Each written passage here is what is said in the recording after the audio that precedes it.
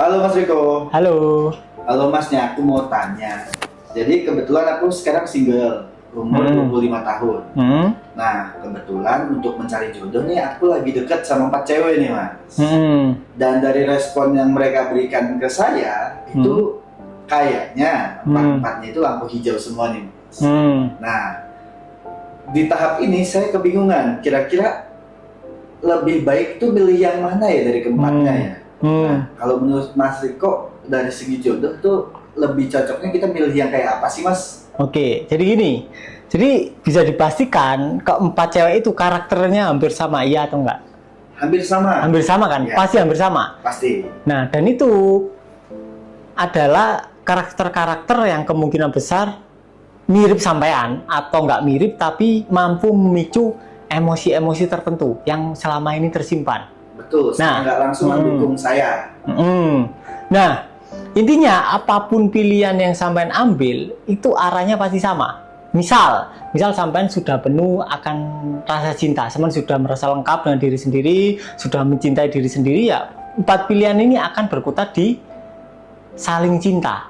Intinya adem-adem aja, terus saling merayakan cinta berdua. Tapi kalau sampean posisinya itu adalah yang belum mencintai diri sendiri, kemudian mungkin ada trauma masa lalu, pernah diselingkuhin dan itu belum selesai emosinya dan peristiwanya belum diterima, atau mungkin sampean punya trauma masa kecil dengan orang tua dan lain-lain. Intinya masih ada emosi yang terpendam dan otomatis sampean memasang identitas tertentu secara tanpa sengaja, misal identitas yang korban perselingkuhan atau identitas korban yang di KDRT dan lain-lain. 4 cewek ini, siapapun yang sampean pilih, hasilnya akan sama. Oke? Kalau identitasnya sampean korban perselingkuhan, mau sampean milih A, B, C, D, itu kasusnya akan selingkuh. Kalau sampean misal cewek dan di masa lalu pernah di KDRT dan itu belum selesai, mau milih A, B, C, D, kasusnya akan sama. KDRT akan terjadi lagi.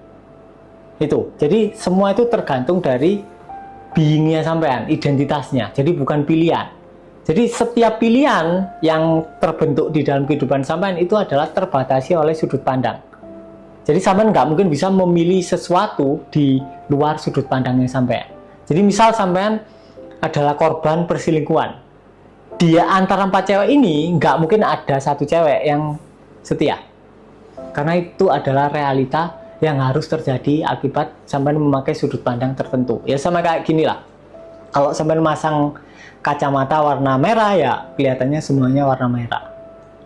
Itu. Tapi ketika identitasnya udah tergeser ke orang yang penuh cinta, ya pasti ketemu orang yang sama-sama punya cinta juga. Kalau sampean punya idealisme tertentu di kepala, oh pasanganku harus gini-gini, sampean akan ketemu pasangan yang jenis, yang punya juga idealisme di kepala dan ngatur-ngatur sampean. Hal yang sama akan terjadi dua arah. Boleh nggak sih Mas dalam menentukan pilihan itu kita secara kasar dalam tanda kutip itu kita membanding-bandingkan calon kita dengan calon yang lain gitu. Jadi untuk milih nih mana yang paling better dibanding semuanya, itu boleh nggak sih? Nah, aslinya itu tadi kalau identitasnya udah benar dan sampean pingin punya identitas ini, sampean hidup dengan identitas ini, ya keempat-empatnya itu mau sampean milih A, B, C, D, ya aslinya nggak ada masalah, sama aja. Ya tinggal sampean lebih prefer yang mana gitu doang kan. Tapi kalau sampean identitasnya itu tidak mencintai diri sendiri atau korban KDRT atau korban perselingkuhan, sampean milih yang manapun hasilnya buruk. Jadi pilihan itu adalah hal yang paling tidak penting di dunia ini. Kalaupun sampean nggak milih, itu juga termasuk memilih, ya kan? Apatis kan, tindakan apatis. Memilih untuk tidak memilih. Nah itu perlu disadari, motif dari memilihnya apa. Apakah sampean, intinya gini, kita itu menciptakan 4 pilihan itu dari identitas kita. Nah yang perlu cari tahu adalah akarnya, identitasnya apa nih sehingga muncul pilihan tertentu. Kok aku deketnya sama A, B, C, D, kok nggak E, F, G, H, Y. Nah itu. Tapi Mas, dari 4 calon yang tadi sudah sempat saya tanyakan, sebenarnya nih Mas, saya itu masih ada satu beban, yang mana saya masih sayang sama seseorang, yang itu masih membekas banget nih di saya. Bahkan saya sampai sekarang masih berharap bahwa harusnya saya nikah sama dia dari keempat calon ini. Nah, itu apakah baik untuk dilewatkan? Kemudian saya memilih jodoh di antara 4 calon saya yang tadi sudah saya sampaikan. Jadi sangat tidak baik. Jadi jangan dihindari. Itu kan kayak rasa kesepian ditinggalkan gitu kan.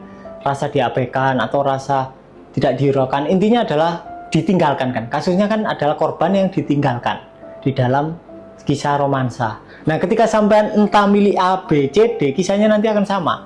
Karena selama ini sampean berusaha menghindari emosi yang merasa ditinggalkan tersebut. Jadi harus disadari dulu emosinya, baru nanti pilihannya akan bergantung pada sudut pandangnya. Oke, berarti statement ada orang yang bilang bahwa mantan terindah itu ada, sebenarnya nggak ada juga ya Mas ya? Ya kalau udah jadi mantan ya nggak ada indah. Nah Mas Riko, berarti secara nggak langsung itu yang harus berubah kita ya Mas ya?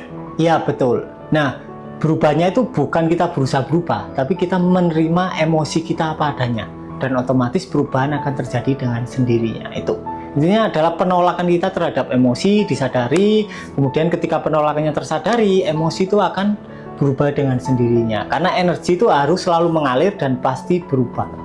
Itu jadi tidak perlu berusaha berubah, karena ia akan berubah sendiri, identitasnya geser sendiri, dan sampean akan bertemu pasangan yang memang posisinya sama. Artinya kalau pasangan yang belum mencintai dirinya sendiri akan ketemu lawan jenis yang sama, belum mencintai dirinya sendiri.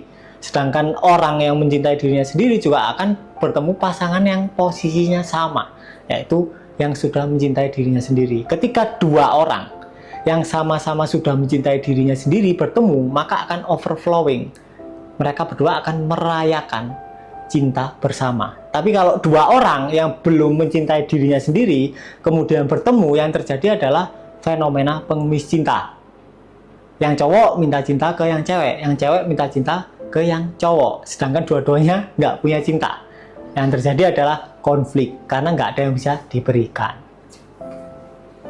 Oke Mas Riko, berarti kita sama-sama harus introspeksi diri dulu sih sebelumnya untuk kita harus bisa milih jodoh yang terbaik buat kita. Thank you Mas Riko. Sama-sama.